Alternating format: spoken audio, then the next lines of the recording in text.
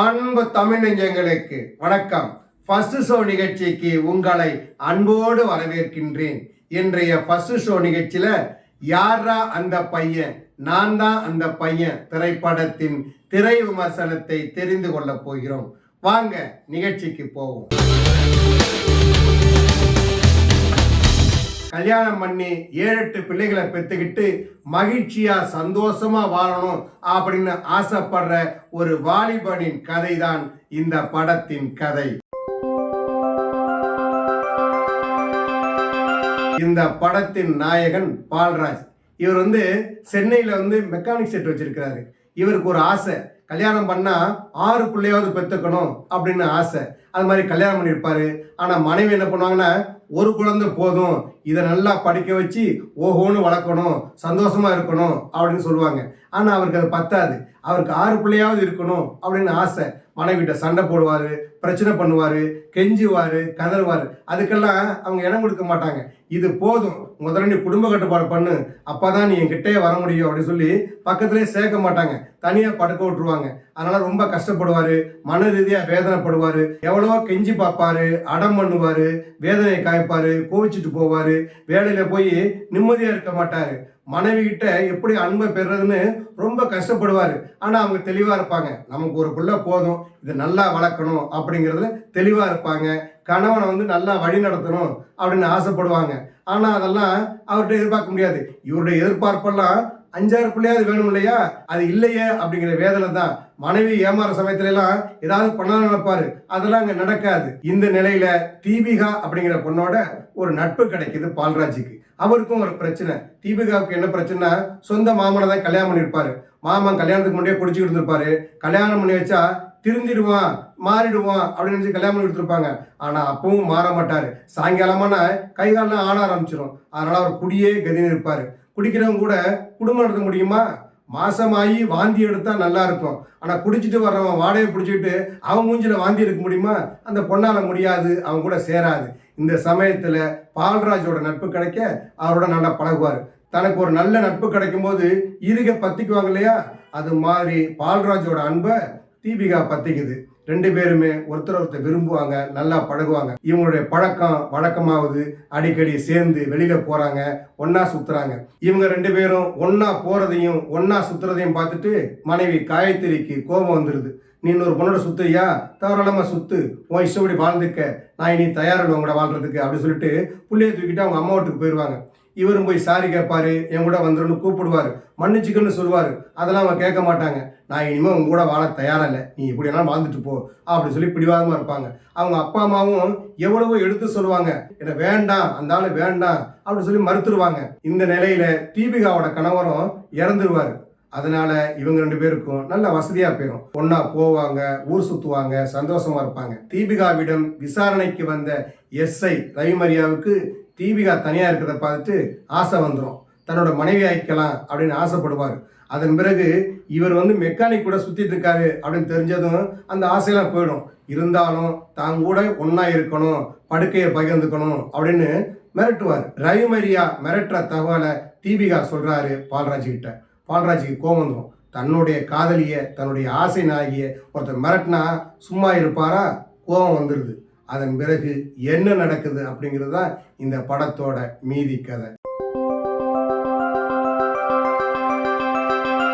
இந்த படத்தின் கதை எழுதி தயாரித்து கதாநாயகனாக நடித்திருக்கிறார் பால்ராஜ். முதல் பாதை முழுக்க மனைவியே கதின்னு அவரே சுத்தி வருகின்ற பாத்திரம். அவரது கெஞ்சலும் சென்டிமெண்டும் ஒத்து வராது என்று தெரிந்ததும் இரண்டாவதாக சுவேதா ஸ்ரீயிடம் நட்பு கொள்வதும், தனக்கு அன்பை வாரி வாரி கொடுக்கும் அந்த பெண்ணுக்காக எதையும் செய்ய தயாராக இருக்கின்ற பாத்திரம். காரை சர்வீஸ் பண்ணி கொடுத்த போது பணம் கேட்பாரு, அவன் ரவுடிகளை வச்சு மிரட்டுவான். அதுக்கு அடிபணிஞ்சு போறவரு போலீஸ் தன்னுடைய காதலிய மிரட்டால் தெரிஞ்சதும் போலீஸ்காரர் என்று கூட பார்க்க மாட்டார், முட்டி மோதுகிறார். இந்த படத்தில் அன்புக்கு இயங்குகின்ற கணவனாக, ஆசை அதிகம் உள்ள பையனாக நடித்திருப்பதுடன் பாடல்களை எழுதி பாடியும் இருக்கிறார் பால்ராஜ். மனைவியாக காயத்ரி ரமா நடித்திருக்கிறார். எடுத்த கொள்கையில் உறுதியாக இருக்கின்ற மனைவி பாத்திரம். பெண் என்பவள் உடல் சுகத்துக்காக மட்டுமே படைக்கப்பட்டவள் அல்ல என்பதை உணர்த்துகின்ற பாத்திரம். அதை சரியாக செய்து இருக்கிறார். இன்னொரு நாயகியாக தீபிகாய் என்கிற கதாபாத்திரத்தில் சுவேதா ஸ்ரீ. அவரது பாத்திரமும் நடிப்பும் மனதில் நிற்கிறது.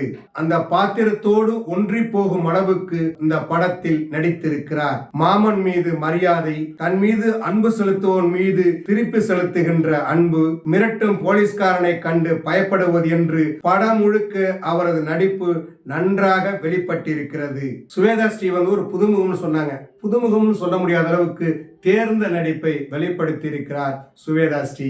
அடுத்து வில்லனாக வருகின்ற ரவிமரியா பல படங்களில் கத்தி கலேபரம் செய்து வில்லனாக மிரட்டுவார். இந்த படத்தில் அடக்கி ஆசையை தூண்டுகின்ற பெறுகின்ற பாத்திரத்தில் நடித்திருக்கிறார். அதையும் ரசிக்கும்படி நடித்திருக்கிறார். அவரது நடிப்பும் வசனமும் அவருக்கு இன்னும் காட்சிகள் வைத்திருக்கலாம் போல இருக்கிறது. அந்த அளவுக்கு இயல்பாக நடித்து கைதட்டலை வாங்குகிறார். நாயகன் பால்ராஜின் மெக்கானிக் செட்டில் வேலை செய்பவராக அம்பானி சங்கர் மற்றும் அவரது நண்பர்கள், கதாநாயகியின் தந்தையாக பசங்க சிவகுமார், அவரது மனைவி சுவேதா ஸ்ரீயின் கணவராக வருபவர், பெற்றோராக வருபவர்கள், மாமனார் மாமியாராக வருபவர்கள் என படத்தில் நிறைய பேர் நடித்திருக்கிறார்கள்.